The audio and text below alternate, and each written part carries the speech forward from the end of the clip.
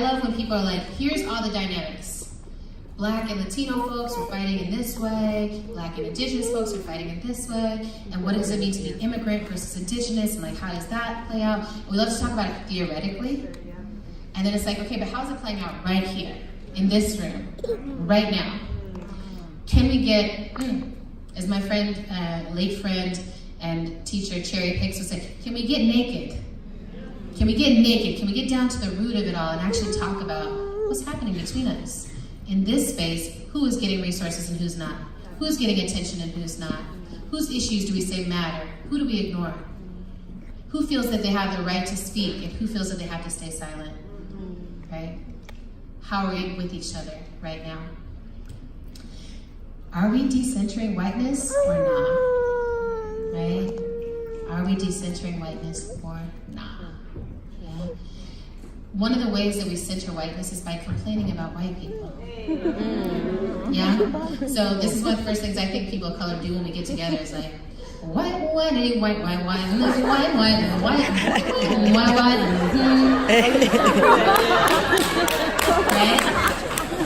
It's easier than being like, tell me about yourself. Fuck whites, right? Am I right? So here, I want to bring in something else that I think gives us a more strengthened texture to work from, is practice. We are what we practice. What are we practicing? And so a practice for decentering whiteness is to actually track the time you spend either reaching towards whiteness, contorting to fit inside of what whiteness wants, or talking about white people, right? White organizations, white institutions. Actually track it. Spend a week. As an organization, you can do this, right? It's like, oh, we just talked about whiteness for 15 minutes. Let's just write down, right? Redistribute your attention. Okay? Those are the reparations we can give ourselves. Is to redistribute our attention away from those that will not love us and will not put us at the center of our own stories. Yeah? Yeah? Will you practice that? Yeah. Awesome. The last big question I have for us is another one that brings up discomfort for a lot of people, but it's, do we know how to fight with each other in a principled way, right? Most of the work that I get called to do, people say, Adrienne, we are having like a really big problem at our organization, and like it's out of alignment with our values and principles, and we need you to come like help us do a strategic plan for the next like 5 years that's rooted in sustainability and transformation. Awesome, right? So then I show up with my agenda for that, and when I walk in the door, it's actually, Kelly's a bitch. That's what's really going on, but no one will tell her she a bitch.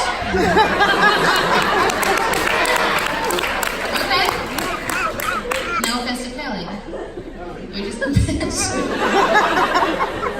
But y'all know what I'm talking about. It's like you don't know how to have a fight with the person you need to have a fight with.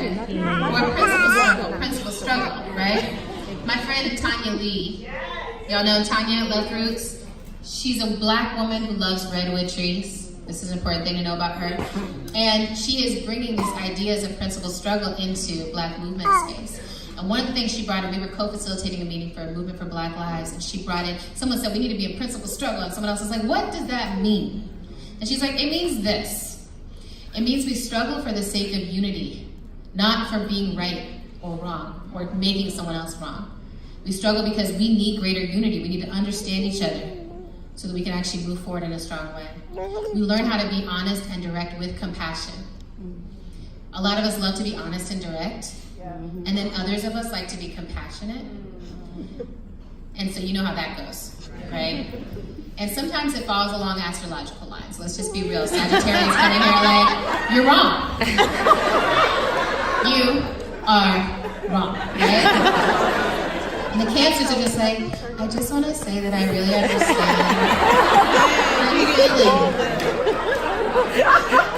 I do. You have the right to your feeling. And then the Pisces are like, I just don't understand. Why, like, we can't get along, you know? And And then the Aries are like, we have shit to do. The Virgo's like, I'll get it done. All right. So be honest and direct with compassion. There's a way to say the truth to each other that also attends to the fact that you are a whole person and I'm a whole person. My friend Prentice just said something that is so brilliant that I'm like, oh, I've been trying to say this my whole life. But he said, boundaries are the distance at which I can love you and me simultaneously. Isn't that bars? I was like, make it a rap, okay? I'm like, that to me, I'm like, when you talk about being honest and direct, a lot of what we need to be honest and direct about is the boundaries we need so that we can actually get our work done. I get really scared when I come into an organizational space and they say, we're a family. Oh, yeah. We're like a family here. Like, it's like totally a family. I'm like, I don't know about y'all family. But mine, we didn't learn how to fight. Okay, this is my family having a fight. This is, pretend that's the kitchen.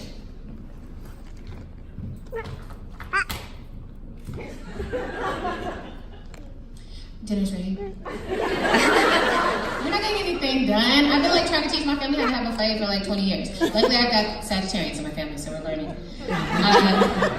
You know what I'm talking about. I love my Sagittarians, right? They know how to fight.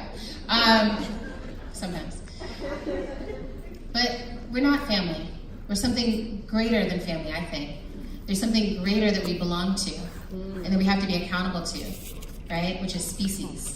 We are a species, yeah, that has many fractal parts, family, community, religion, all these things, but actually none of them are more important than the tether we have to this place.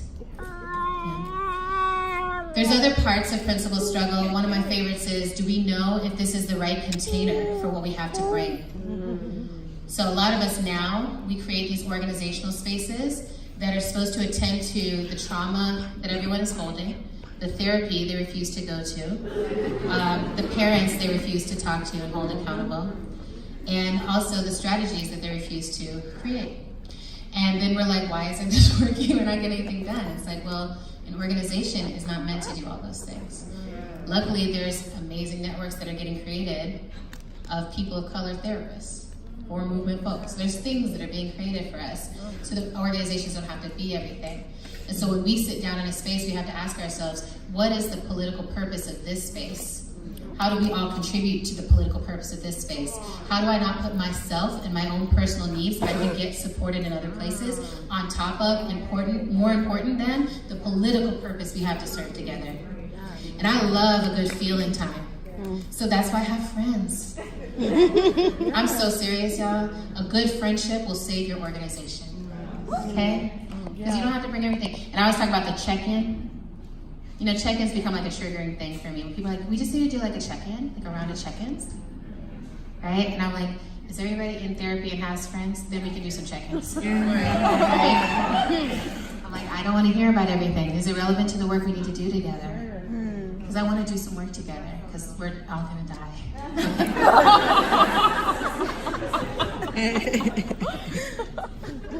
Y'all are so great. I love that you laugh at everything I say. All right. I'm trying to think of some of the other parts of it. Oh, one of my favorite pieces of principle struggle is about the role of side conversations, right? So y'all know what it is. Like, you sit in the meeting and you're like, in your head, like, this meeting is whack. Like, why are we talking about this? Why doesn't someone interrupt Kelly? Like, she's going on and on and on. No one interrupts her. That was the whole meeting, right? Or our boss just walked in and was like, we're doing great, guys. And you're like, we are not doing great. Like, our numbers are not great. Like, we're not hitting it, right? But we did. You know, that happens, right? And so then, instead of raising anything in the meeting, you go out the meeting and you go into the kitchen, and there's LaWanda. And you and LaWanda are like, girl, I don't know. Exactly. They say it's the same thing. You know, Kelly just says the same thing. I know, she acts like we're doing all good. We're not doing good. It's all good. Right? And then you do that, and it never comes back. But what you have done is you and LaWanda now know we are less connected to what we're trying to do here. We are opting ourselves out of it. Yeah? So in principle struggle, the side conversation should actually strengthen and serve the whole. And it's not to say you can't vent or gossip. Sometimes we need to steam it out. But then the essence of the side conversation does need to make it back to the group so that we can figure it out. Hey, we really need to figure out how to share time better in these meetings, because we're getting focused on things that are actually not the center of our work. Hey, we need to figure out how to get honest with each other about our impact. Our funders might be pleased with what we say we're doing, but the community can't feel us at all. They don't even know we're here. They don't feel like we're helping them. Right? Okay? Yeah. We need to talk about the right things, and the side conversations almost always have the wisdom that the main conversation needs. Yeah? But we take it over there and we don't bring it back, and then we go start a new organization.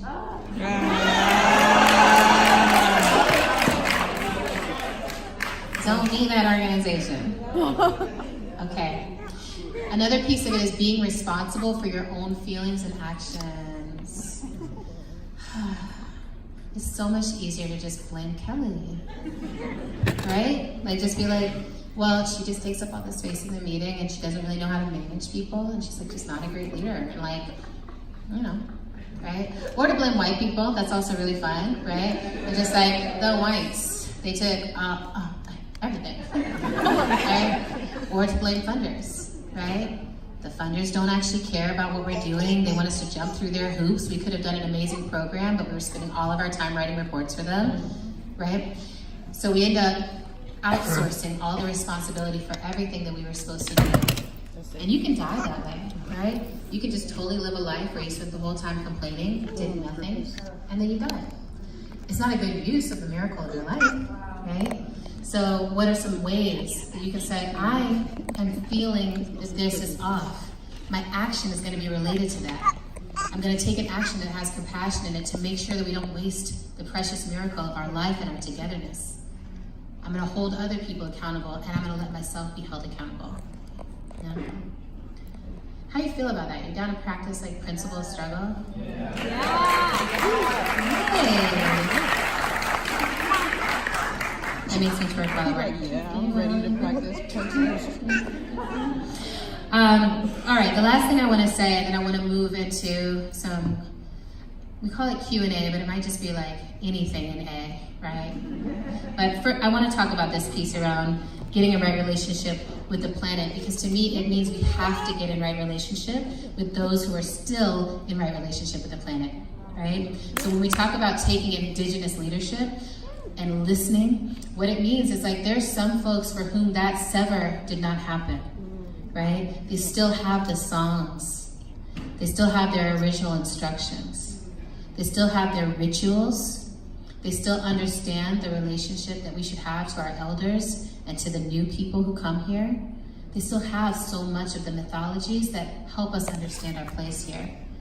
And we dismiss that because we've been moved along the line of westernization. We've been moved along the, like assembly line, right? So we can spend our whole lives out of touch with the earth, but talking about how we need to fight for the earth. And so we have to turn and be like, oh, there are people who are like still moving in cycle with the moon. We need to listen to them, right? So I wanted to get more specific around what it means to take Indigenous leadership.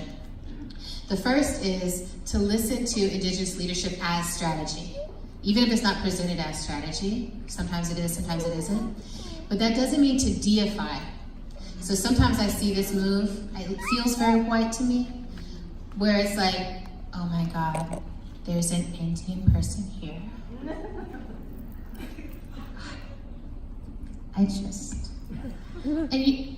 It's like, that's a human being. That's a human being. They are an Indigenous person. They're still in touch with stuff. They don't need to be a God person. They just need to be a person. And actually the best way to engage is to really wrestle with, what are the distinctions that y'all are holding with each other? Standing Rock was a very powerful training ground for understanding there's Indigenous leadership and there's like a million opinions inside of Indigenous leadership about what to do. What is the right strategy? What is the right move? Getting into that space is like, do I take 20 different leaders? No, it's like, let me find the Indigenous leadership that's actually moving what I deeply believe in. Let me listen to that leadership. And in that listening process, one of my favorite things is the relationship between young people and elders, right? And I've seen this happen where an Indigenous elder shows up to a meeting and they talk for 40 minutes. right? And you can see people being like, there's the kind of split happens. Some people are like,